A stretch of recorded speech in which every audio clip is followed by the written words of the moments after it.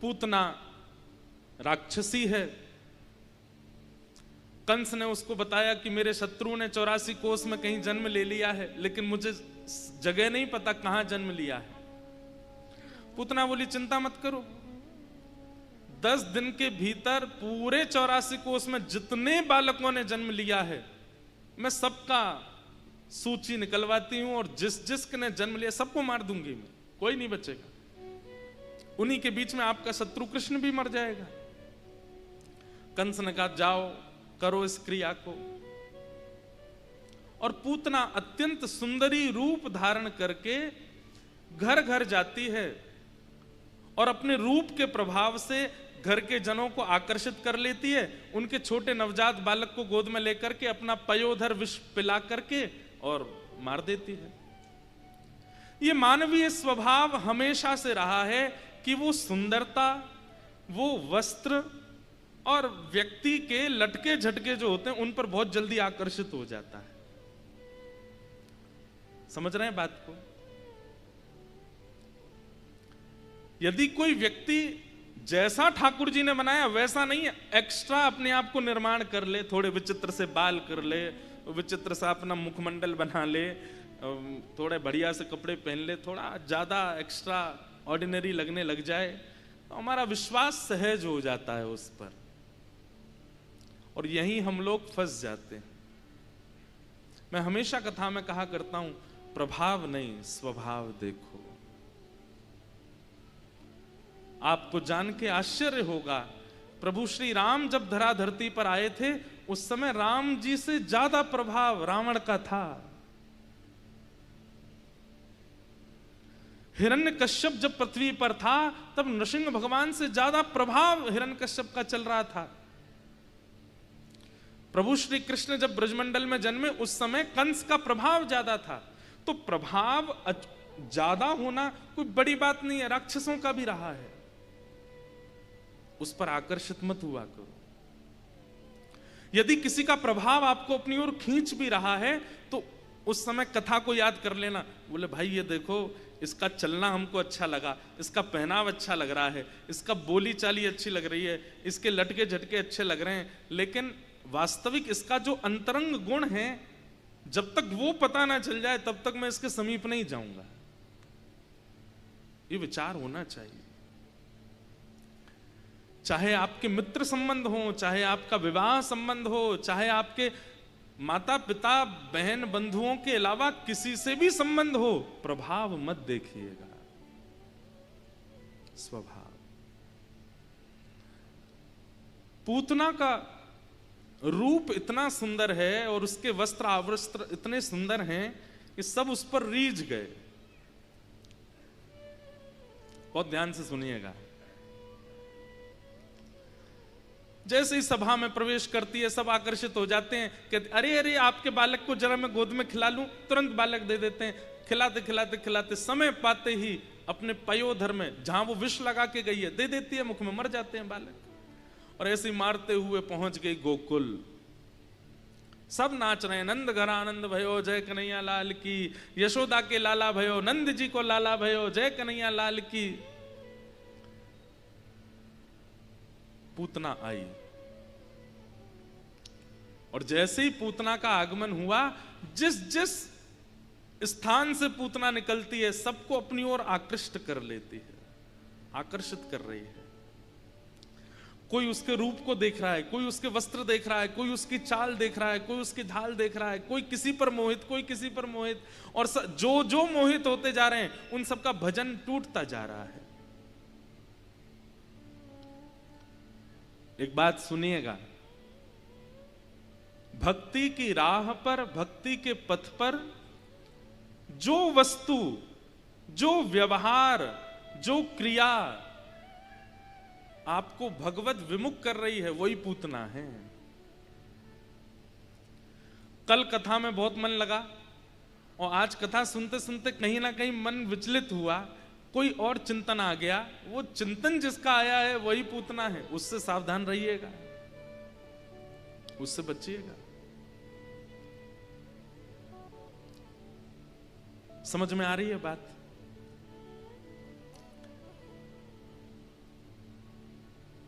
पूतना पर सब मोहित हो गए।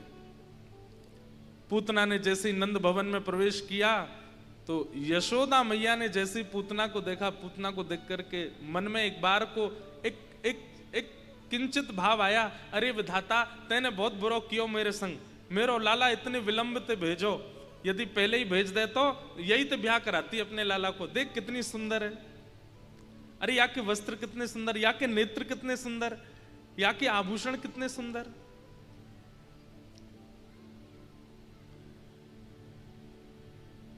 पूतना को देख करके यशोदा मैया भी बोल पड़ी, अरे बहन तुम बड़ी सुंदर हो, कहां से आई हो। पूतना ने अपना ऐसे कोई परिचय दिया, पास के गांव से आई हूं, आपके लाला भयो, तुम्हें तो रोक ही नहीं पाई, मैं तो मिलवे आई हूं या देखने आई हूं। अरे तुम्हारो ही लाला है, लो अपनी गोद में लो। ठाकुर जी तुरंत उसकी गोद में दे दी। बंधुओं, यहां पर बहुत प्रकाश डालते हुए श्री वेदव्यास जी महाराज कह रहे हैं कि पूतना के रूप स्वरूप व्यवहार स्थिति सबको आकर्षित कर ले गई, लेकिन जिनको आकर्षित करना चाहिए था वो आकर्षित नहीं हुए। साक्षात कितना बड़ा सौभाग्य है पूतना का कि उसकी गोद में परमात्मा है, लेकिन ठाकुर जी गोद में जाते ही नेत्र बंद कर लेते हैं और अपने छोटे छोटे भुजाएं ऐसे हाथ ऊपर और रख लेते हैं कि कहीं इसकी छाया भी नहीं आवे हमारी आंखन पे। आप अपने गुण व्यवहार और लोक रंजन की स्थिति से संसार को तो रिझा लोगे, संसार को रिझाना। और एक बात और बताएं आपको, जैसे जैसे समय आगे बढ़ता जा रहा है, सोशल मीडिया का टाइम बढ़ता जा रहा है, दुनिया को रिझाना कोई बहुत बड़ी बात नहीं। आज बेसुरा गाकर के भी रिझाया जा रहा है, उल्टा सीधा नाच के भी रिझाया जा रहा है, अस्त व्यस्त कपड़े पहन के भी रिझाया जा रहा है, लोगों के सामने उल्टे सीधे काम करके वीडियो बना करके भी रिझाया जा रहा है।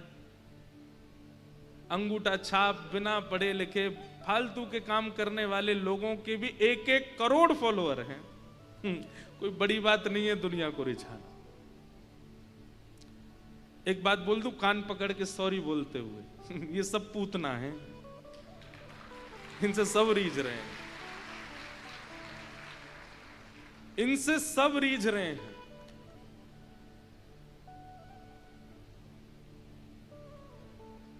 कैसे कैसे गाने आ रहे हैं आजकल, उन गानों को लोग कैसे कैसे सुनते हैं। पर भगवान की बहुत बड़ी कृपा है, गंगा जी की बहुत बड़ी कृपा है, अब धीरे धीरे युवाओं का रुझान कथा की ओर बढ़ रहा है।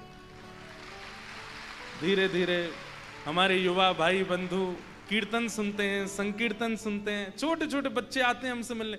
आप कभी हमारे पास 1-2 दिन बिता के देखो, इतना सुख मिलेगा ना आपको। इतने युवा आते हैं, इतने छोटे छोटे बच्चे। हमारे राम जी महाराज आज इतने खुश हो रहे, बोले भैया इतना अच्छा लगता है, कितने युवा आते हैं और बिल्कुल एकाग्रचित। तो मैंने कहा भैया बस नजर नहीं लगे, ये सुनते रहें, क्योंकि युवाओं का थोड़ा हमको एक पाया ढीला ही लगता है इनका। इनकी 4 व्हीलर गाड़ी है, एक व्हील में हवा कम ही रहती है, ये कब पलट जाए पता नहीं है, इसलिए जब तक चल रहा है बढ़िया चलने दो। पूतना का स्वरूप क्या है? जिस भेष से संसार रीझे, जिस भेष से दुनिया रीझे, जिस क्रिया से, जिस कर्म से सब मेरे को देखें, ये पूतना का स्वरूप है, ये पूतना का स्वभाव है। और मेरी ऐसी कोई क्रिया, मेरा ऐसा कोई गुण, मेरा ऐसा कोई स्वरूप जिससे ठाकुर जी रीझ जाएं, वो वैष्णव है, वही भक्ति पथ है। बंधुओं, अपने गुण, कर्म, रूप, स्वभाव, बौद्धिक विचार, किसी भी एक वस्तु को ठाकुर जी को अर्पित करो, इससे केवल इन्हीं को रिझाना है, दुनिया को नहीं। जैसे कोई भी हम प्रसाद सिद्ध करते हैं तो ठाकुर जी को निवेदित होने से पहले कोई और छू नहीं सकता उसको, नहीं तो ठाकुर जी को भोग नहीं लगेगा। अगर आप कोई मिठाई लेकर के आए और घर के बच्चे अगर उसको पहले खा लें तो ठाकुर जी को भोग नहीं लगती, झूठी हो गई। ठीक वैसे ही अपने भी जीवन की किसी एक वस्तु को उच्छिष्ट मत होने दो, दुनिया के झूठेपन से उसको दूर रखो, वो केवल ठाकुर जी के लिए है। वो कोई गुण भी हो सकता है, कोई विचार भी हो सकता है, कोई स्वभाव भी हो सकता है, किसी का रूप भी हो सकता है, किसी के कला भी हो सकती है, कोई कला, कोई ऐसी कला जिसको आपके घर के माता पिता भी नहीं जानते, वो कला केवल ठाकुर जी के लिए है। कोई ऐसा गुण जो आपका संबंधी भी नहीं जाता, साथी भी नहीं जानता, वो केवल ठाकुर जी के लिए है। आपके उसी गुण, उसी कर्म, उसी कला से आपको भगवत प्राप्ति हो जाएगी, निश्चित है। उसको उच्छिष्ट मत करो।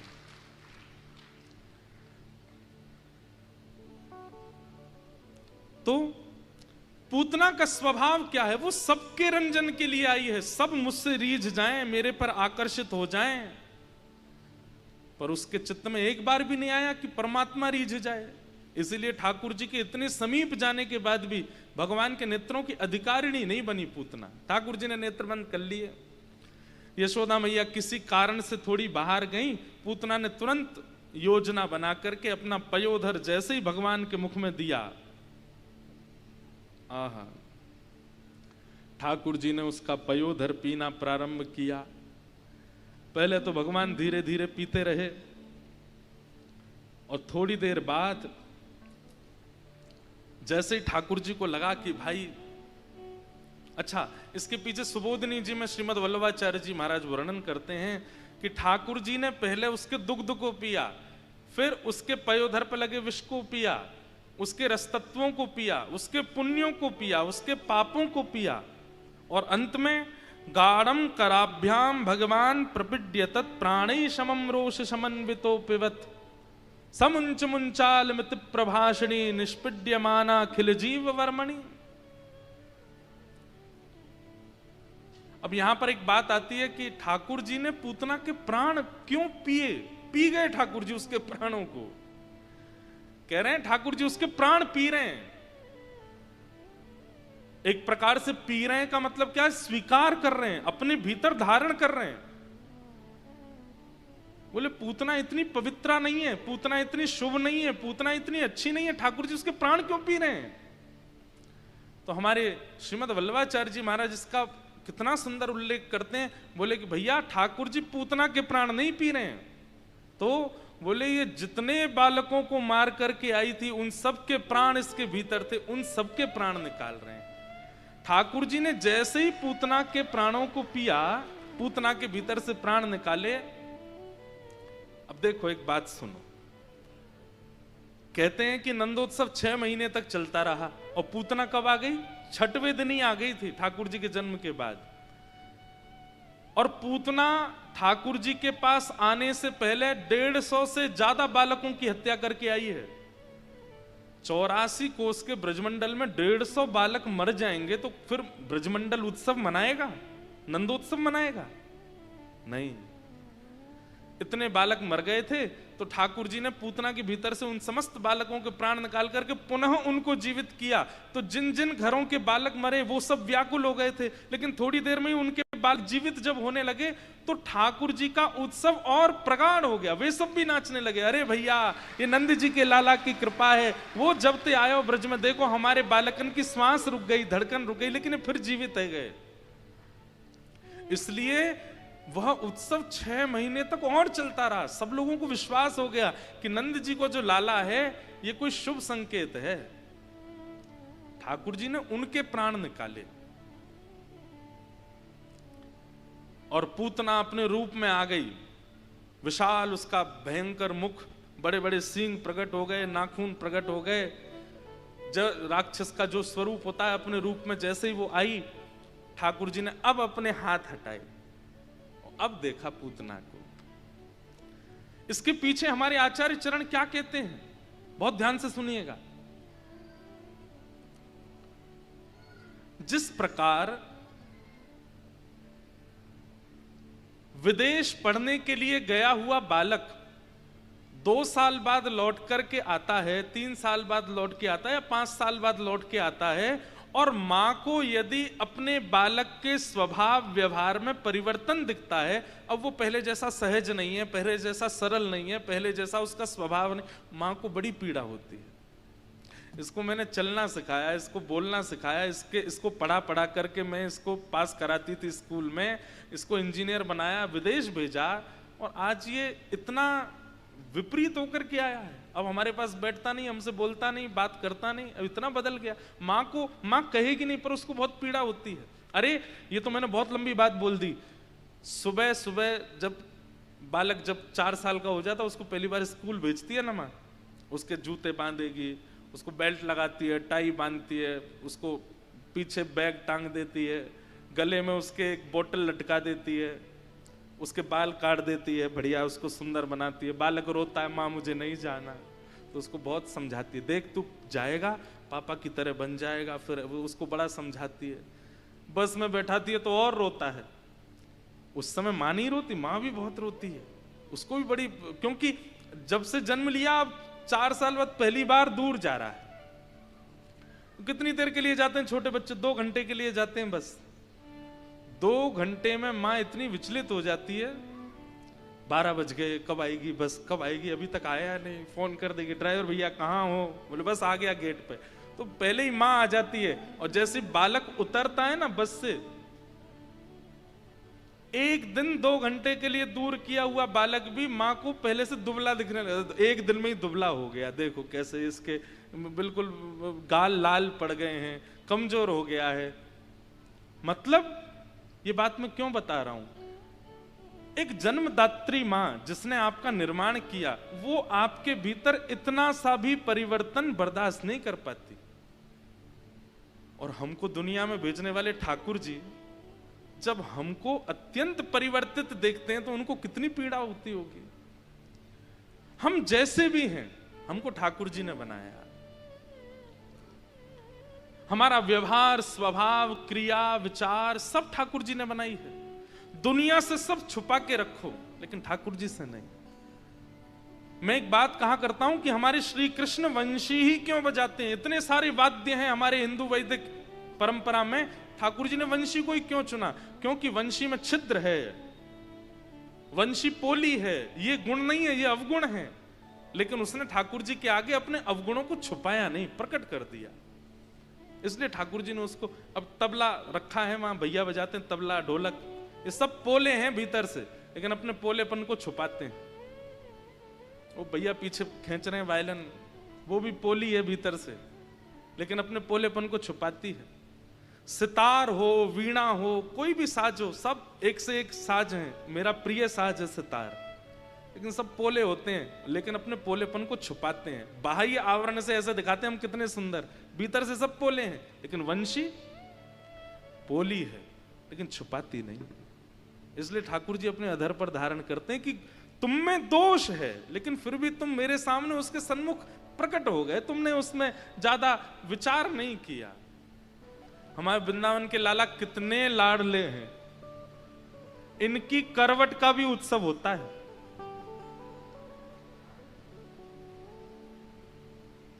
और करवट का उत्सव किस भाव से हो रहा है? बहुत ध्यान से सुनिए, सब लोग इधर देखो।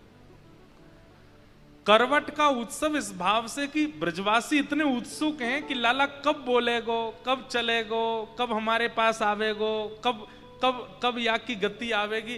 तो करवट एक प्रकार से सबसे पहला मूवमेंट होता है बालक का।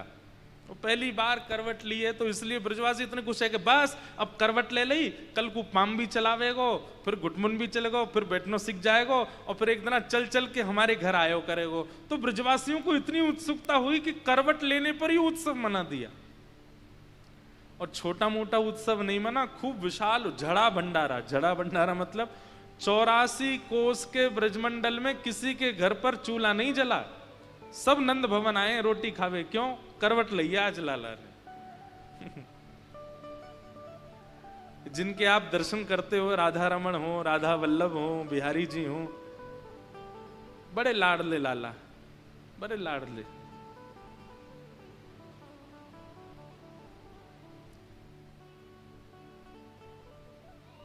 ठाकुर जी ने करवट ली,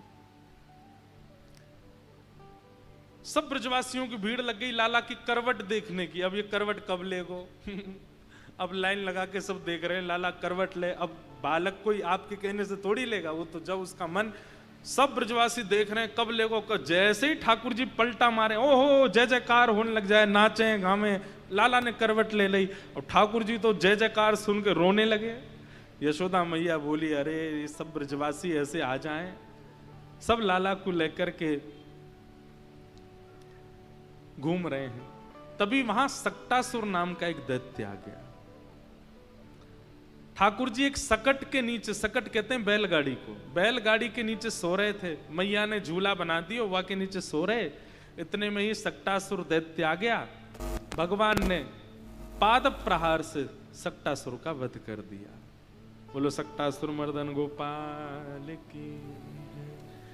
धीरे धीरे ठाकुर जी अब 1 साल के हो गए और जैसे ही लाला 1 साल के भये, ठाकुर जी के 2 दांत निकल के आए हैं। ठाकुर जी 1 साल के हो गए और जैसे ही ठाकुर जी 1 साल के भये तो ठाकुर जी के थोड़े थोड़े दांत निकल आए हैं, 2 दतुइयां निकल आई हैं। और ठाकुर जी मन में सोचे, ये 2 दांत निकल आए, मैया को कैसे बताऊं कि मेरे दांत आगे, बोल तो सकते नहीं अभी।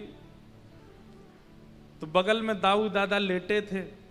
सो ठाकुर जी ने दाऊ दादा को हाथ पकड़ो और हाथ पकड़ के मुंह में लेके जोर से काट गए।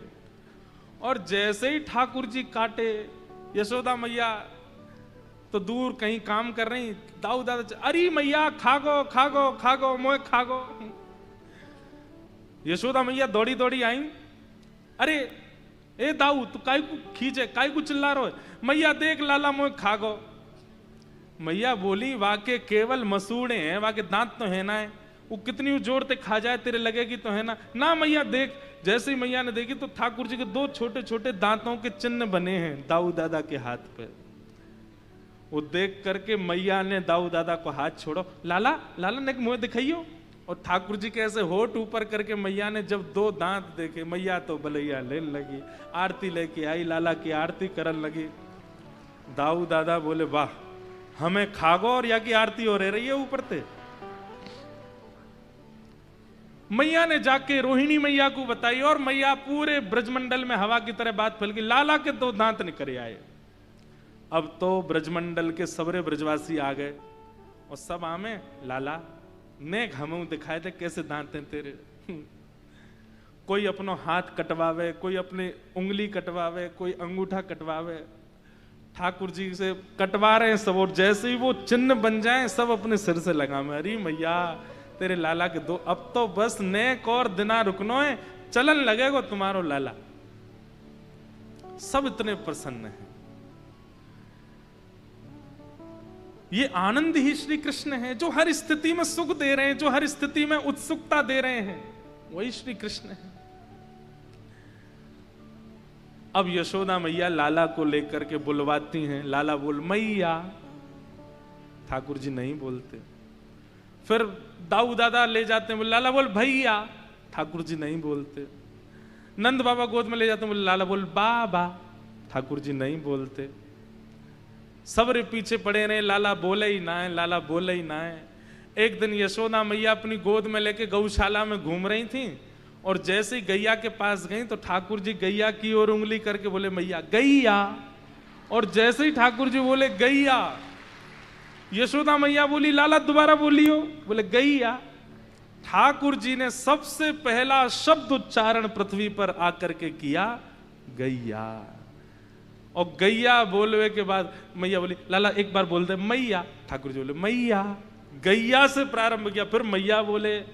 सूरदास जी महाराज ने बहुत सुंदर पद में इसकी व्याख्या की। यशोदा मैया अपनी उंगली पकड़वा देती है लाला को और फिर धीमे धीमे चलना सिखावे, और चल करके थोड़ी दूर जाकर के मैया अपनी उंगली हटावे और ठाकुर जी दोनों भुजा ऊपर करके धीमे धीमे चलना सीख रहे हैं। तभी एक खंभ में मणि लगी है और उस मणि में जैसे ही ठाकुर जी ने अपना प्रतिबिंब देखा, अपना प्रतिबिंब देख करके ठाकुर जी अपने को ही देख करके उसके सामने नृत्य कर रहे हैं। ठाकुर जी बोलने लगे। सब ब्रजवासियों को इतना सुख मिला। अब तो ब्रजवासियों की लाइन लग गई अपनो अपनो नाम बुलवा में। तोतली वाणी में ठाकुर जी सबका नाम बोलते हैं। कोई गोपी को नाम प्रभावती, और वो कहे लाला बोल प्रभावती। अब ठाकुर जी कैसे बोले प्रभावती, लेकिन फिर भी ठाकुर जी उल्टा सीधा नाम बोलते हैं, और वही सुनकर के ही सब गोपियां प्रसन्न हो जाती हैं, आनंदित हो जाती हैं। ऐसी ठाकुर जी की मधुर लीला चल रही है। गर्गाचार्य जी महाराज आए और भगवान का नामकरण संस्कार किया। बड़े भाई का नाम बलभद्र रखा, बलराम रखा, और छोटे भैया का नाम कृष्ण रखा। ठाकुर जी का नाम कृष्ण उनके वर्ण के भाव से रखा गया। इदानिम कृष्णताम गतः। कृष्ण शब्द की सामर्थ्य क्या है?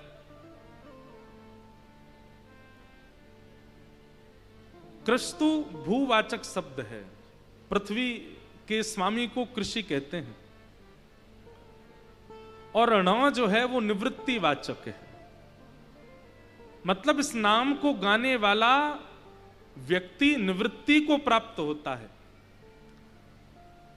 और पृथ्वी पर रहने वाला व्यक्ति अगर इसको गाए, पृथ्वी का स्वामी कृषि और ण यानी निवृत्ति, पृथ्वी के स्वामी यानी कि मानवों की जिस नाम से निवृत्ति होगी, जिस नाम से मुक्ति होगी, वही है कृष्ण। ठाकुर जी का नाम। लोग अधिकतर कृष्ण शब्द का उच्चारण गलत करते हैं।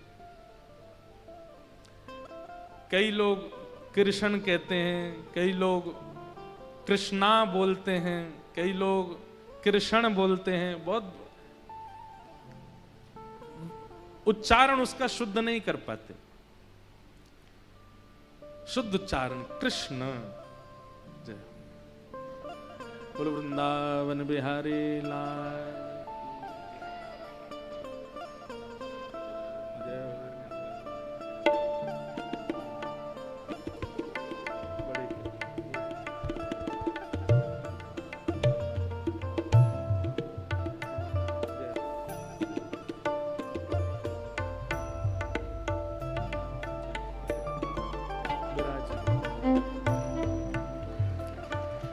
आज परम आनंद की बात है, हमारे मध्य में श्रीमद् रामचरितमानस एवं श्रीमद् भागवत कथा के बड़े प्रखर सरस प्रवक्ता, जो कि आपके यहीं हरिद्वार की भूमि में विराजते हैं, ऐसे परम पूजनीय वंदनीय श्री चिन्मयानंद बापू जी पधारे हैं। बहुत बहुत प्रणाम, बहुत बहुत वंदन। आप श्री का सानिध्य एक दो बार दास को प्राप्त हुआ है, पर आज प्रत्यक्ष कथा में आपका आगमन हुआ है। व्यास मंच से आपके मंगल भाव को बारंबार वंदन करते हैं। आपकी बहुत वर्ष पहले वृंदावन में कथा हुई थी, तब घर भी आना हुआ था और कथा में भी आपके दर्शन हुए थे, पर आज आपको प्रत्यक्ष यहाँ आपकी ही हरिद्वार में दर्शन करके खूब सुख मिल रहा है, खूब आनंद है। बोलो वृंदावन बिहारी लाल की। इदानिम कृष्णताम गतः। भगवान का नाम कृष्ण रखा गया। ठाकुर जी का नामकरण श्री गर्गाचार्य जी महाराज के द्वारा किया गया। धीरे धीरे ठाकुर जी अब 3 वर्ष के है गए, और जैसे ही लाला 3 वर्ष के भय हैं, इतने उद्यमी है गए हैं। एक बात सुनिएगा हमारी बहुत ध्यान से।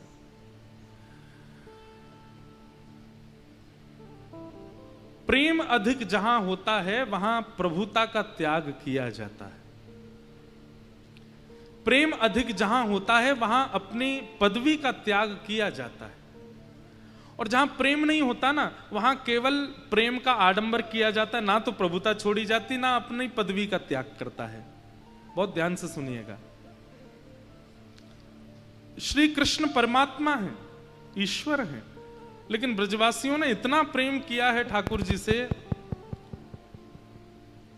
कि ठाकुर जी अपनी प्रभुता भूल करके सब लीला कर रहे हैं वृंदावन में। और ये प्रमाण है कि प्रेम वास्तविक है, तभी प्रभुता छोड़ी है। विश्वास मानिए, जहां व्यक्ति अपने आवरण से निकल ना पाता हो आपके व्यवहार से, तो समझो कि आपने प्रेम दिया नहीं। आपने इतना स्नेह दिया, इतना प्रेम दिया, इतना उसको रिझा लिया कि वो अपनी स्थिति से बाहर आकर के सहज हो गया। और ये सामर्थ्य ना तो ज्ञान में है ना वैराग्य में, ये सामर्थ्य केवल प्रेम में है ऐसा कराने की। सामने वाला अपनी स्थिति भूल जाए, अपनी पदवी भूल जाए, अपनी प्रभुता भूल जाए। एक बात कह दें, आज भी हम सबके घर में ठाकुर जी हैं, लेकिन हम इतना प्रेम दे ही नहीं पा रहे हैं कि वे अपनी प्रभुता भूल करके चलने लगे, बोलने लगे, बैठने लगे, खाने लगे, पीने लगे, कुछ करने लगे। वो जैसे हैं वे जैसे आए थे वैसे ही रहते हैं, परिवर्तन नहीं होता उनमें। तो इस बात को आप निश्चित मान लीजिए कि हर दिन की सेवा में ठाकुर जी में कोई परिवर्तन नहीं दिखता, ठाकुर जी में कोई गुण प्रकट नहीं होता, ठाकुर जी बोल नहीं रहे हैं, ठाकुर जी कुछ कह नहीं रहे हैं। ऐसा नहीं है कि बोलते नहीं है, बोलते हैं। ऐसा नहीं है कहते नहीं है, चलते सब करते हैं हमारे ठाकुर जी। पर आपके प्रेम में वो सामर्थ्य नहीं कि वो अपनी प्रभुता छोड़ दें।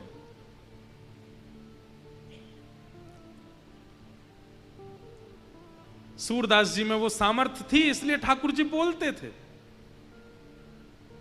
कुंभन दास जी, उनकी लीला हम सुनते हैं। ठाकुर जी नित्य कुंभन दास जी के यहां जाते थे। कुंभन दास जी का ना तो घर अच्छा था, कुंभन दास जी का ना परिवार में संपत्ति थी, लेकिन फिर भी ठाकुर जी रोज जाते थे। और कुंभन दास जी का नाम ठाकुर जी ने रखा था कुंभना। रोज बोले, ए कुंभना मेरे संग खेल ले। और ये ज्यादा नहीं, इसी कलिकाल की घटना है, ठाकुर जी खेलते थे।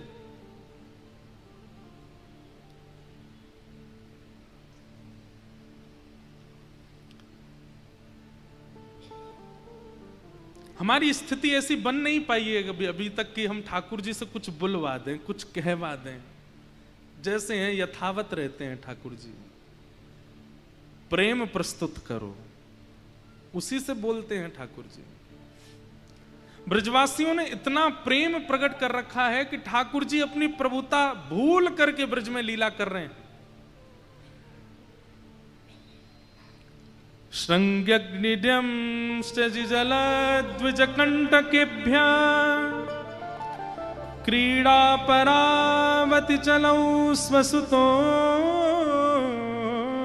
निषेद्धुम् ग्रह्याणि कर्तुमपि यत्र न तज्जनन्यो शोकातयापतुरलं मनसो नवस्था। एक श्लोक में शुकाचार्य जी महाराज ने ठाकुर जी के सब्र ऊधम बता दिए। श्रृंग्यग्निड्यं शशि जलद्विजकंटकेभ्यः। सबसे पहला ऊधम क्या है ठाकुर जी का? गैया, बड़े बड़े सींग वाली गैया ठाकुर जी को झूला है। क्या है? झूला। एक तरफ तो दाऊ दादा लटक जाए, दूसरी तरफ लाला लटक जाए, और जब तक गैया बैठी है तब तक तो ठीक है। जैसे ही गैया खड़ी है जाए, सोई ठाकुर जी के में दाऊ दादा कस के पकड़ लो, झूला बन गो हमारो। और गैया जहां जावे ठाकुर जी ऐसे लटक के झूले वहां पे। और जैसे ही हाथ छूटन लगे, जैसे ही हाथ की पकड़ कमजोर रहने लगे, फिर चिल्ला में, मैया देख तेरी गैया हमको मार रही है, जल्दी बचा जी, हमें मार भी ले जा रही है। एक दिन ठाकुर जी चढ़ गए गैया पे, सींग पकड़ लिए उसके। गैया भी बोली, रोज रोज आ जाते हैं। अच्छा, ठाकुर जी की सेवा में जड़ चेतन जीव सब लग जाते हैं। गैया बोली, आज इनको आनंद कराऊं थोड़ा। और महाराज जैसी सींग पर ठाकुर जी चढ़े और जोरते अपने पाम से गैया को ऐसे हिला में कि ये कहीं भागे तो हमको आनंद आवे। लेकिन आज गैया दौड़ करके गई, और जहां 9 लाख गैयाओं का गोबर का ढेर है वहां चली गई। ठाकुर जी बोले, दाऊ दादा जी गैया गलत मार्ग पे जा रही है।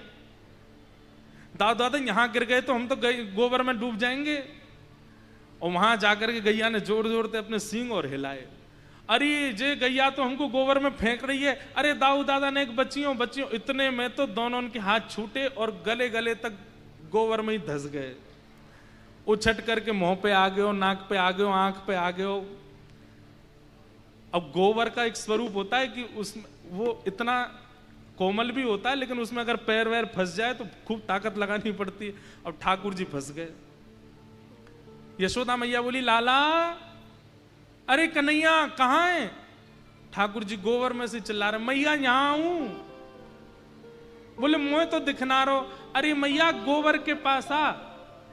जैसे ही मैया गई तो गोबर में इतने इतने धसे हुए ठाकुर जी। मैया बोली, राम राम राम, इतनो नभाऊं तो को इतनो धुवाऊं, ऐसा सुंदर बनाए के रखूं, कारो तो वैसे ही है तू, और फिर भी तेरा इतना श्रृंगार करूं, लेकिन तू माने ना, जब गोबर में ही आके खेले। मुझे तो लगे लाला तू पूर्व जन्म को सूकर दिखे। अब मैया बाहर निकाल ले मुझे यहाँ ते। यशोदा अब जैसे गोबर में चले गए तो ठाकुर जी को मैया भी ऐसे करती है, चल मेरे पास मत आइयो, ऐसे हाथ पकड़ ले। हाथ पकड़ के मैया ऐसे उठा के ऐसे ही ले जा रही है ठाकुर जी को। ठाकुर जी कह रहे, मैया तुमको एक बात बताऊं? बोले, कहा, तेने 12 भगवान को नाम सुनो? मैया बोली, हम बे सुनो तो है। वो मैं ही तो हतो मैया, मैं ही जन्म लेके आयो, मैं ही बड़ा भगवान बन के आयो, मैंने ही पृथ्वी की रक्षा करी। मैया बोली, हम बे तभी गोबर में खेले तू? बोले, हाँ मैया। अब चल स्नान कर ले जल्दी। मैया दूर खड़े करके लाला पे पानी डाले। ठाकुर जी कह रहे, मैया ऐसे आनंद ना यार हो। बोले, का करेगो? बोले, एक बार अपने हृदय ते लगा। वो दूर रही हो मुझे, गोबर लग रहा तुम्हें। ठाकुर जी के मैया ऐसे सुख ना मिलेगो। ठाकुर जी दौड़ के गए, मैया से ऐसे अंग लगा के और अपनो अंग ऐसे करने लगे मानो पूरा गोबर मैया पे लगा दिया। बोले, अब मैया संग संग नहाएंगे, दोनों स्नान करेंगे। ऐसा सुख ठाकुर जी दे में यशोदा मैया को। द्यमष्टि, इतनी सुंदर लीला है द्यमष्टि की। ठाकुर जी क्या करते हैं? रोज का क्रम है ठाकुर जी का। जो बछड़ा बछिया जन्मे हैं गौशाला में, सवेरे उठते ही ठाकुर जी उनके पास जाते हैं, और जिनका 4 दिन पहले 10 दिन पहले जन्म हुआ है, उन बछड़ा बछिया के मुंह खोल के उनके दांत गिनते हैं, फिर अपने गिनते हैं कितने आ गए, मेरे ज्यादा कि या के ज्यादा। और फिर रोते रोते मैया के पास जाए, मैया मैया। मैया बोले, का भयो? देख वह बछड़ा है, देख मैया, मैं 3 साल को है को, और वो 10 दिन पहले जन्म, वाह के मुंह ते ज्यादा दांत आ गए निकर के, मेरे ना निकरे। मैया बोली, लाला तू मक्खन खावे, दूध ना पीवे, दूध पीवे ते दांत आमे, तू दूध पियो कर। ठाकुर जी दूध पीते हैं, चोटी पकड़ के दूध पीते हैं। मेरी चोटी बढ़ेगी, मेरे दांत निकलेंगे। संग यज्ञ जम शशि जलद द्विजकंटकेभ्य। ब्राह्मणों के साथ लीला करते हैं, क्रीड़ा करते हैं, सब ठाकुर जी की लीलाएं बड़ी मधुर हैं। कि वत्सान मुंचन क्वचिद समय क्रोश संजात हास। गोपियां जाकर के ठाकुर जी की शिकायत करती हैं, मैया तुम्हारो लाला ऐसो करे ऐसो करे ऐसो करे। मैया सबरी गोपीन ते कह दे, जब तक मेरो लाला रंगे हाथ नहीं पकड़ो जाए मुझे शिकायत मत करियो। रंगे हाथ पकड़ो आके मुझे शिकायत करो, सबरी झूठी झूठी बात बना में आके।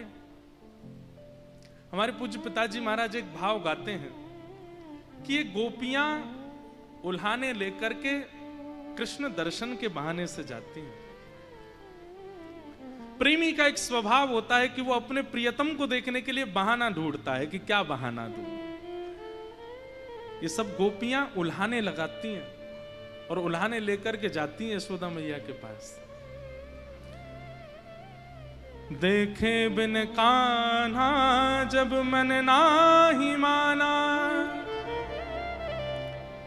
इन आंखों से आज हमने ब्रह्म पहचाना है। कृष्ण चरण कमलों में मन को लगाना, इन गोपियों का ताना ये उल्हाना तो बहाना है। बहाने बना करके गोपियां जाती हैं, अपने घर घर की बात कहती हैं, बड़ा चढ़ा करके बोल देती हैं, अब लाला तो छोटो सो सफाई दे ना सके। यशोदा मैया डांटने के लिए ठाकुर जी को बुलाती हैं, और गोपियां दर्शन कर लेती हैं। एक बात समझने की है, ठाकुर जी केवल 3.5 वर्ष के हैं, और 3.5 वर्ष के ठाकुर जी में गोपियों को प्रियतम का दर्शन होता है। इससे ये बात स्पष्ट होती है कि ये वो प्रेम नहीं है जिस प्रेम को आप लोग और हम लोग देखते हैं। ये काम लीला नहीं है, ये स्वच्छंद प्रेम है। 3.5 वर्ष के बालक के प्रति कैसे हो सकती है ऐसी भावना? लेकिन गोपियों की है। गोपियां आकर के मैया से बात करती हैं, मैया लाला को डांटती हैं, गोपियां देख करके चली जाती हैं। इस प्रकार अनेक ठाकुर जी की बाल लीला। एक दिन दामोदर लीला हुई, 2 वृक्षों को स्पर्श कर दिया, दोनों टूट के गिर पड़े। कुबेर के पुत्र नलकुवर मणिग्रीव प्रकट हो गए। वाणी गुणानुकथने श्रवणौ कथायाम हस्तौ चकर्मसु मनस्तव पादयोर्नः स्मृत्याम शिरस्तव निवास जगत प्रणामे दृष्टि सताम दर्शनेस्तु भवत्तनूनाम। स्तुति गाई, बहुत ध्यान से सुनिएगा। कुबेर के पुत्र नलकुवर मणिग्रीव को शाप लगा था, इस कारण से वो वृक्ष बन गए थे, लेकिन आज भगवान के स्पर्श से मुक्त हो गए। दोनों ने भगवान की स्तुति गाई, और स्तुति गा करके क्या कहते हैं कि हे नाथ, हमारी वाणी आपके गुणानुवाद गावे, हमारी दृष्टि आपका दर्शन करे, हमारे कान आपको श्रवण करें, हमारे हाथ आपकी सेवा करें, चरण आपकी प्रदक्षिणा करें। और यदि आपका दर्शन संभव ना हो तो भवत तनु नाम, आपके जो तनु, तनु कहते हैं पुत्रों को, तो भगवान के तनु कौन है? भगवत कथा गाने वाले, भगवत भाव में रहने वाले, भगवत भेष में रहने वाले, भगवत स्वभाव को धारण करने वाले जितने भी वैष्णव हैं, ये भगवत तनु हैं, भगवान के बालक हैं। नलकुवर मणिग्रीव कहते हैं आप ना दिखो तो कम से कम आपके तनु, आपके वैष्णवों का दर्शन हमको होता रहे, ऐसी हम पर कृपा हो। बंधु एक बात मानिएगा हमारी, आप श्री राधा रमण जी दर्शन करने जाते हैं, जैसे ही कपाट खुलते हैं, दर्शन खुलते ही सबकी भुजाएं खड़ी हो जाती हैं, मुख से जय जय श्री राधे, राधा रमण लाल की जय आदि आदि सब उद्घोष होता है। जैसी उत्सुकता, जैसी तत्परता और जैसी व्याकुलता भगवत दर्शन में होती है, वैसी तत्परता, उत्सुकता और व्याकुलता यदि भगवत जनों के दर्शन में हो जाए तो ठाकुर जी बड़े प्रसन्न होते हैं। मान लो आप एयरपोर्ट पर हैं और तभी कोई वैष्णव दिख जाए, और वैष्णव देख करके तुरंत आपने अपने चप्पल उतारी, जूते उतार, नहीं विचार किया कि देख रहे हैं लोग, तुरंत नतमस्तक हो गए, दंडवत किया, प्रणाम किया। आप भले ही उनको जानते भी नहीं है, लेकिन केवल उनका भगवत भेष देख करके इतनी तत्परता आपके चित्त में आ जाए, ये ठाकुर जी को बहुत प्रिय लगती है। हमारे अष्ट सखा कहते हैं, भगतन में मति, भगतन में गति, भगतन में मति,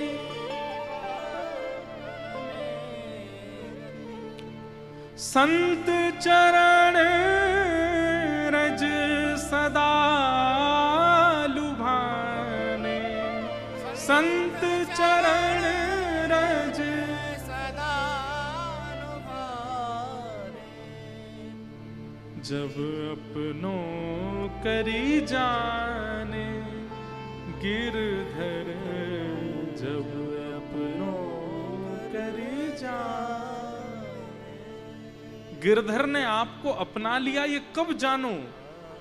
बोले भगतन में मति, भगतन में गति, संत चरण रज सदा लुभाने, गिरधर जब अपनों करी जाने। वैष्णव भेष, वैष्णव भाव वाले के प्रति आपकी पूर्ण तत्परता है, पूर्ण उसके प्रति समर्पण की भावना है, समझो ठाकुर जी ने आपको स्वीकार कर लिया है। भगवत जनों के प्रति आपकी निष्ठा नहीं है, केवल ठाकुर जी की सेवा पूजा पाषाण सेवा में ही लगे रहते हैं, ठाकुर जी उससे प्रसन्न नहीं होते। भगवत जनों के प्रति आपकी निष्ठा, उससे ठाकुर जी बड़े प्रसन्न होते हैं, ठाकुर जी को प्रिय लगता है। नलकुवर मणिग्रीव ने यही मांगा कि आपके जनों के प्रति हमारी ऐसी निष्ठा हो जाए नाथ। भगवान ने उनको मुक्त किया। यशोदा मैया ने ऊखल में बांधा था ठाकुर जी को, वृक्षों के गिरने की आवाज आई, तो दौड़ करके गई, ठाकुर जी को मुक्त किया और मन में विचार किया कि अब हम गोकुल में नहीं रहेंगे, जाद नाते लाला भयो, कोई ना कोई पीड़ा आवे, अब यहां से हम चलेंगे। और सब ब्रजवासियों के सहित गोकुल से वृंदावन की ओर चले। वृंदावन इतना प्रिय है ठाकुर जी को कि वहां यदि प्रतिकूलता भी होती है तो भी ठाकुर जी को सुख लगता है, इतना प्रिय है। क्यों? क्योंकि किशोरी जी के हृदय से प्रकट है श्री वृंदावन। श्यामा हृदय कमल सो प्रगट्यो, श्याम हृदय को भाई, वृंदावन प्यारो वृंदावन। क्यों भाया ठाकुर जी को? क्योंकि किशोरी जी के हृदय से प्रकट है। हमारी श्री राधा रस सुधा निधि में महाप्रभु जी वर्णन करते हैं कि श्री किशोरी जी ने एक एक कण अपने हाथ से निर्माण किया है श्री धाम वृंदावन का। वृंदावन का वृक्ष हो, वृंदावन के पक्षी हो, वृंदावन के घाट हो, वृंदावन में निवास करने वाले ब्रजवासी हो, सब किशोरी जी के। इसलिए ठाकुर जी को बहुत प्रिय लगता है। और वृंदावन रस चर्चा तो अलग से हम करते हैं, कभी कभी 3 दिन की, 4 दिन की। उसमें हृदयवंश महाप्रभु, श्री हरिराम व्यास सबके भाव कहते हैं कैसा है वृंदावन। वर्णन का विषय नहीं है वृंदावन, अनुभव का विषय है। देखने का विषय नहीं है, वर्णन का विषय नहीं है, भ्रमण का विषय नहीं है, अनुभव का विषय। वो तो अनुभव से ही जाना जा सकता है वृंदावन को। ठाकुर जी वृंदावन आए। वृंदावन आकर के सबसे पहले ठाकुर जी ने अघासुर नाम के एक दैत्य का वध किया, जो कि एक सर्प के रूप में आया था। सब ग्वाल बालों को लेकर के ठाकुर जी वन भोज के लिए गए थे। सर्प इतना बड़ा मुख खोल करके बैठा था कि ऐसा लगा मानो जैसे कोई गुफा है। मधुमंगल, श्रीदामा, तन सुखा, मन सुखा, धन सुखा, सब ठाकुर जी के सखा। सब ने कही लाला बहुत जोर की गुफा है, आज तो जई में चलेंगे भीतर। ठाकुर जी बोले गुफा नहीं लग रही हमको, तो कुछ और लग रहा है। जैसे ही ग्वाल बाल भीतर गए, अरे लाला ये तो बड़ी गुदगुदी गुफा है, उसकी जीभ थी। ठाकुर जी ने जैसे प्रवेश किया, अघासुर ने अपना मुख बंद कर लिया और अपने उदर से विष निकाल करके उनको मारने लगा सबको। सब मूर्छित हो गए। ठाकुर जी तुरंत उसके कंठ में गए, अपने शरीर को इतना विशाल किया, बीच में से उसका विध्वंस कर दिया और सब ग्वाल बालों की रक्षा हुई। पर सब मूर्छित हो गए थे। अपनी दिव्य दृष्टि से ठाकुर जी ने सबको जीवित कर दिया। परंतु ये बात कि लाला ने आज एक सांप मारो, ये बात सब ब्रजवासियों ने 1 साल बाद बताई अपने घर में। मतलब आज की घटी घटना 1 साल बाद बता रहे हैं। क्यों? तो कहते हैं ब्रह्मा जी ग्वाल बालों का हरण कर ले गए थे। बड़ी अच्छी कथा है कि विभ्रद वेणुम जठर पटयो श्रांग वेत्रे चकच्छे, वामे पाणे मृषण कवलम तत्फलम लांगुलीषु, तिष्ठन् मध्ये स्वपन सुहृदो हासयन् निर्मभिस्वे, स्वर्गे लोके मिषति विभुजे यज्ञ भोग बालके। ध्यान से सुनिएगा। ठाकुर जी वन भोज कर रहे हैं, पिकनिक कर रहे हैं। कभी नहीं मृषण कवलम तत्फलम लांगुलीषु। ठाकुर जी अपनी उंगलियों के मध्य में अलग अलग भिन्न भिन्न अचार रखते हैं। एक में आम का अचार, इसमें नींबू का अचार, यहाँ टेटी का अचार, मिर्च का अचार, और अपने बीच के हस्तकमल के भाग में ठाकुर जी चटनी रखते हैं और एक हाथ में रोटी का कवल लेते हैं। एक बार पाते हैं, फिर एक अचार चाटते हैं, फिर पाते हैं, फिर कोई सखा से कहते हैं अरे तू कौन सी सब्जी बना के लाया? बोले बैगन की है, मुझको खवा। उसके हाथ से खाते हैं, फिर अपनी रोटी खाते हैं, फिर कोई चटनी चाटते हैं। तू कौन सी सब्जी लेके आया? कौन सी कढ़ी लेके आया? तू पवा। कभी कभी सेवा में बहुत व्यवस्थित थाली नहीं लगानी होती। कभी कभी ऐसा भाव रखो आज ठाकुर जी वन भोज करेंगे, तो वन भोज में कैसे एक बड़ा रोटला, उसी के बीच में चटनी, एक तरफ सब्जी, एक तरफ दाल, रोटी के ऊपर ही। कभी कभी ठाकुर जी को वन भोज के भाव से ऐसे भोग लगाओ। ठाकुर जी पा रहे हैं प्रेम से। प्रसिद्ध कथा है कि मधुमंगल छुप करके कड़ी पी गया था। बासी कड़ी थी, खट्टी कड़ी थी, लेकिन सब ग्वालान ने ठाकुर जी से जाके कही, लाला बड़ो चतुर है मधुमंगल। बोले चो कड़ी बना के लायो, कोई और खा नहीं ले, या हमारे चुपचाप खा रहा हो एकांत में बैठ के।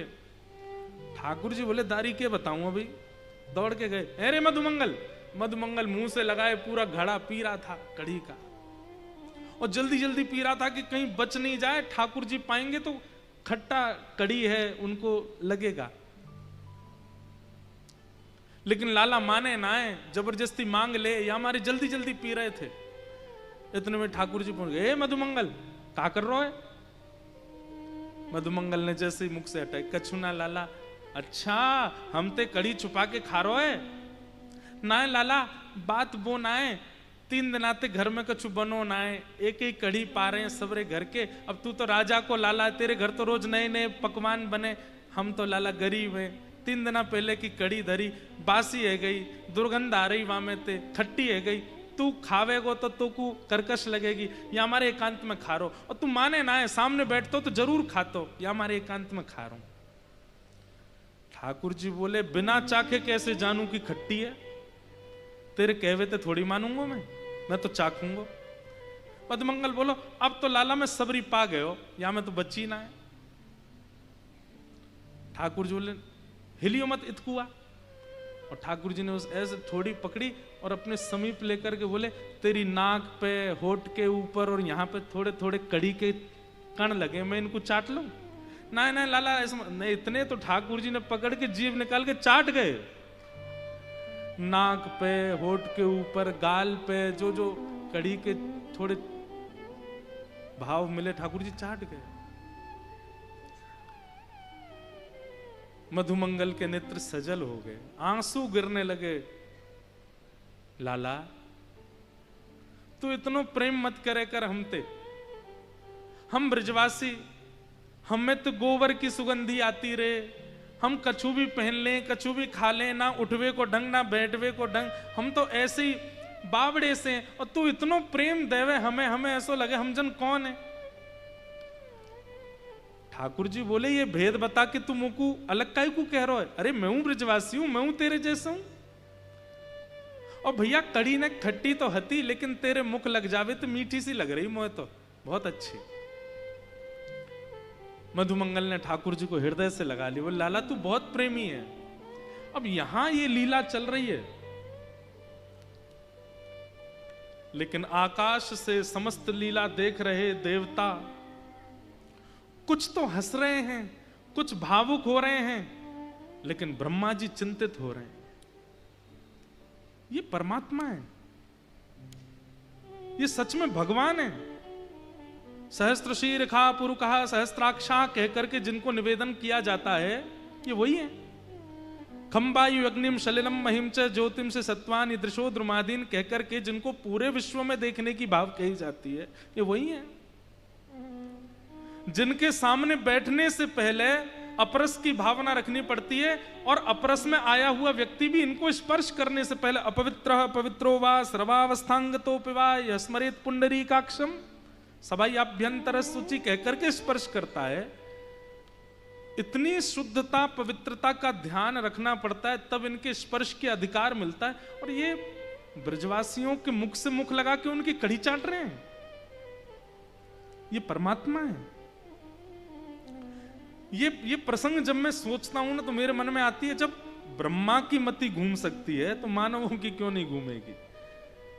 कई बार लोग बोल देते ना ठाकुर जी ने रास किया, ये रास कोई भगवान करते हैं? ठाकुर जी ने चोरी करी, चोरी कोई परमात्मा करता है?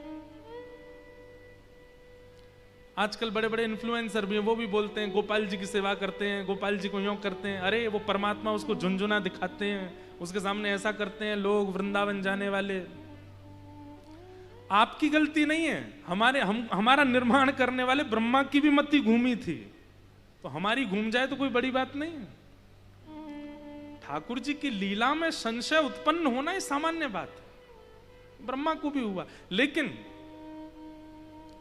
प्रेम लक्षणा भक्ति यदि चित्त में है तो संशय नहीं होगा, स्वीकार होगा।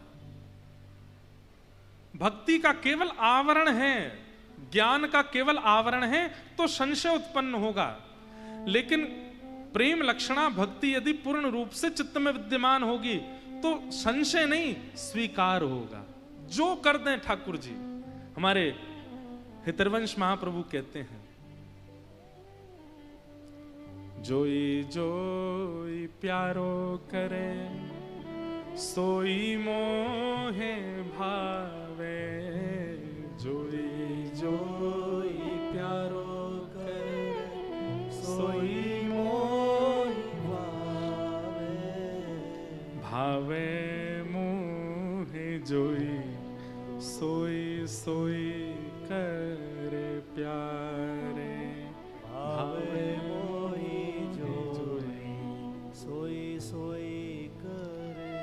हित चतुराशी जी का सबसे पहला पद श्री हितरवंश महाप्रभु कहते हैं, श्री राधा वल्लभ लाल जी को प्रकट किया। वो कहते हैं जोई जोई प्यारो करे सोई मोह भावे। एक बार एक गायक आया श्रीनाथ जी के सामने गाने के लिए, तो गायक के मुंह में पान लगा था, तो पान लगा करके गा रहा था, तानसेनी था। तो गोसाई विठलनाथ जी बोले, ए तानसेन, तुम झूठे मुंह से गा रहे हो, मेरी तो आदत है, मैं पान खा के ही गाता हूं। ये ठाकुर जी की सभा है, ये तुम्हारे राजाओं की सभा नहीं, पान खा के गा रहे हो, जाओ थूक के आओ उसको। तानसेन बाहर गया, कुल्ला करके आया, पवित्र होके आया, पेटी लेकर के जैसे ही गाने लगा तो सामने खड़े श्रीनाथ जी को झोंके आने लगे, ठाकुर जी सोने लगे।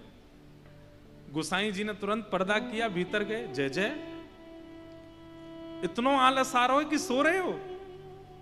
बोले मो या की गायकी बिल्कुल बढ़िया लगी, थोड़ी देर पहले बहुत बढ़िया गा रहा हो, अब जन कहा गा रहा है, मो तो समझ ही ना आ रहा। गुसाई जी बोले थोड़ी देर पहले पान खा के गा रहा था। बोले या ते कहो फिरते पान खा के आए गो, और ये जब तक बिना पान खाए रे मेरे सामने नहीं आवे, पान खा के ही गावे गो। गुसाई जी बोले जय हो, सबरे नियम सबरी शुद्धता हमारे काजे, अपने काजे सबरे नियम तोड़ देते हो। जब अपनी इच्छा पे आते हो तो फिर कुछ विचार नहीं करते। वैदिक क्रिया हो, शास्त्रीय बातें हो, सब हमारे लिए। ठाकुर जी के तो जो रुचिकर लग जाए उसको स्वीकार कर लेते हैं ठाकुर जी। ठाकुर जी की भावना है। ब्रह्मा जी को मोह हो गया, उन्होंने कहा कि ये परमात्मा नहीं है, ठाकुर जी के ग्वाल बालों का हरण करके ले गए। ठाकुर जी ने ग्वाल बालों का रूप धारण किया। 1 साल तक ठाकुर जी ही ग्वाल बाल बन के घूमते रहे।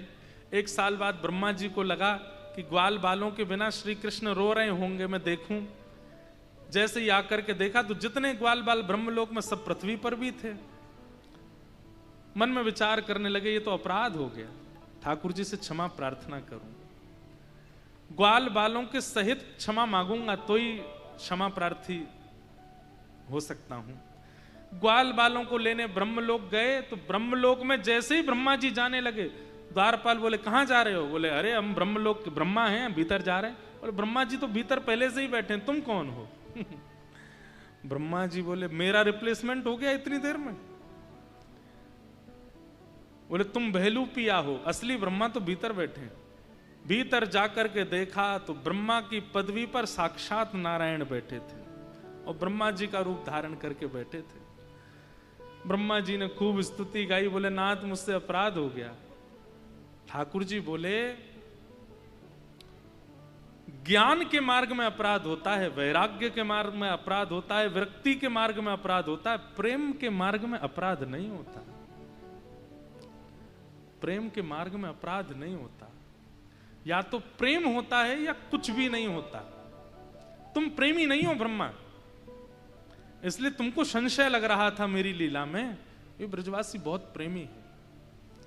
ब्रह्मा जी ने बहुत सुंदर स्तुति गाई और उस स्तुति से खूब रिझाने का प्रयास किया, पर ठाकुर जी नहीं माने, ब्रह्मा जी से नहीं रीझे। इस प्रकार ठाकुर जी की लीला चल रही थी। ठाकुर जी धीरे धीरे बड़े भये, एक दिन रोन लगे, मैया बोली काई को रोवे लाला, मैया अब मैं बड़ो है गो, अब मैं गैया चराऊंगो।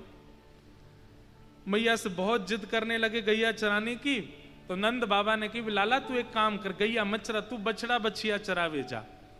और गोपाष्टमी के दिन ठाकुर जी पहली बार बछड़ा बछिया चरावे गए वन में। बहुत सुंदर लीला है, हमारे ब्रज में रसिया गाते हैं। आज ठाकुर जी जैसे ही लौट करके आए तो महाराज 56 भोग बन रहे थे। ठाकुर जी ने जाके मैया से पूछी, मैया ये 56 भोग कौन के काजे बनने हैं?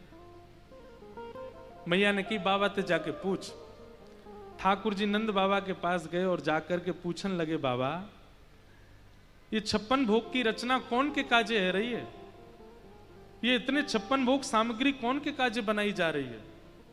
ठाकुर जी बोले, लाला हम किसानन के देवता हैं इंद्र, और इंद्र की पूजा साल में एक बार हम करें 56 भोग लगा के, या हमारे ये 56 भोग बन रहे हैं इंद्र की पूजा के लिए।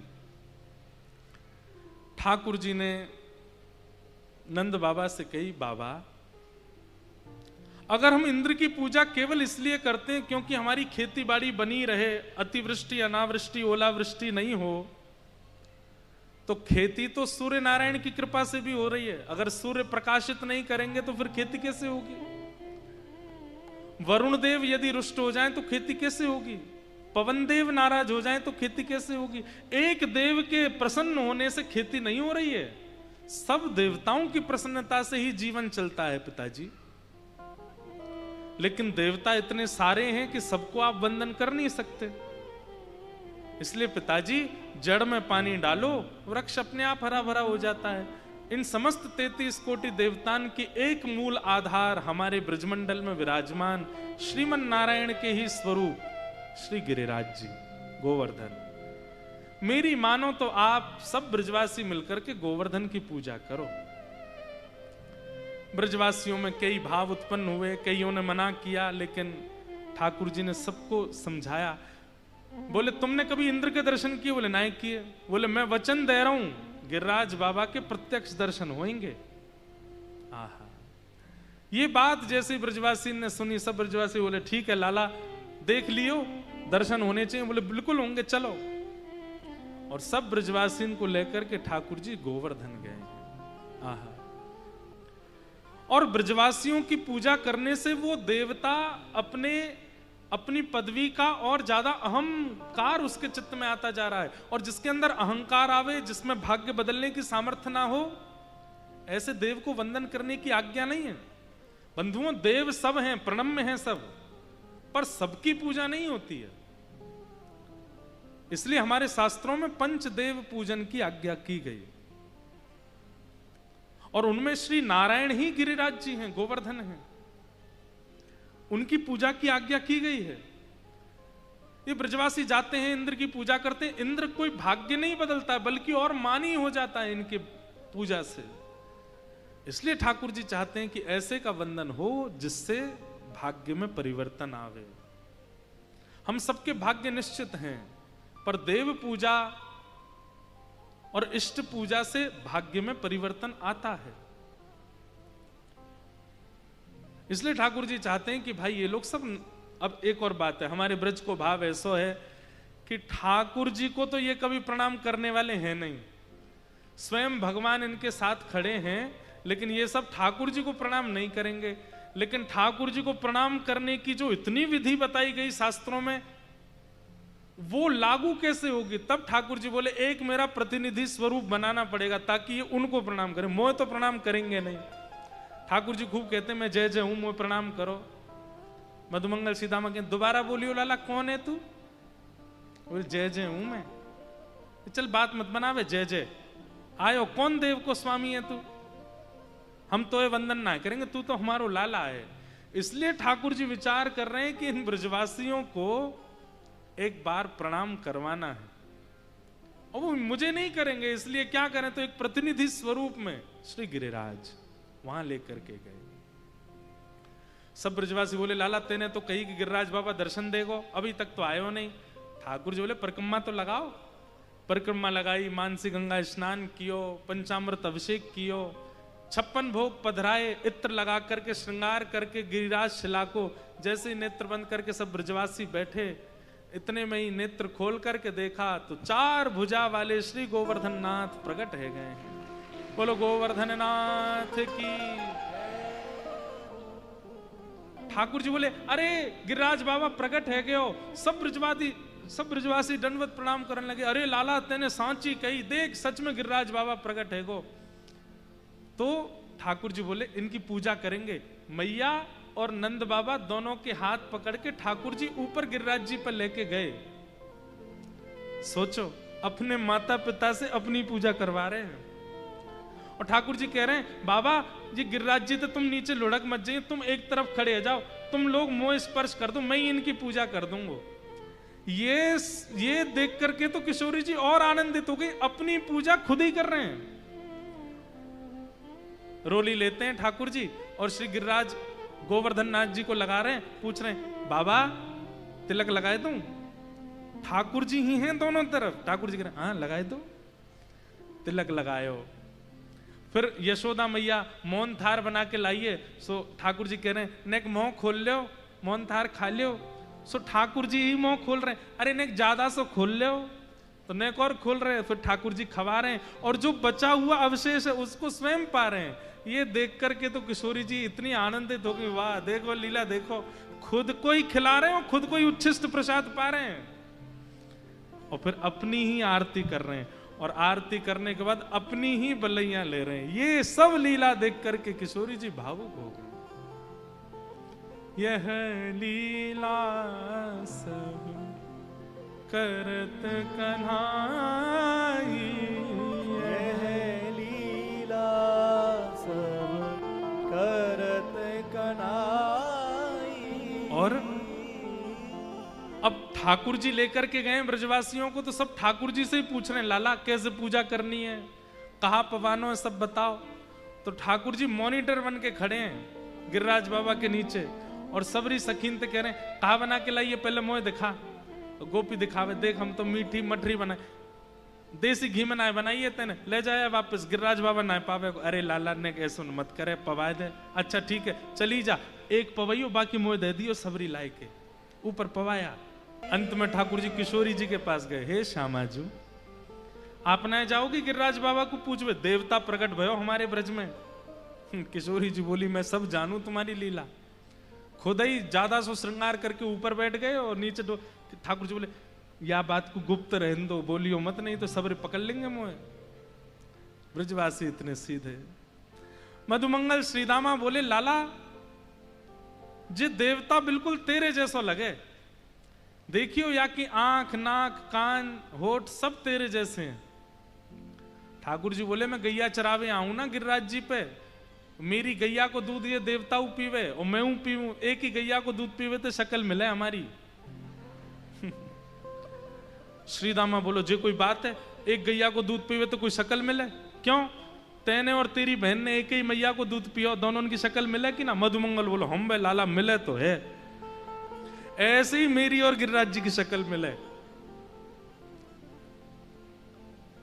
मधुमंगल बोलो, लाला गैया को दूध तो बछड़ा भी पीवे, हमारी शक्ल बातें तो मिली नहीं आज तक।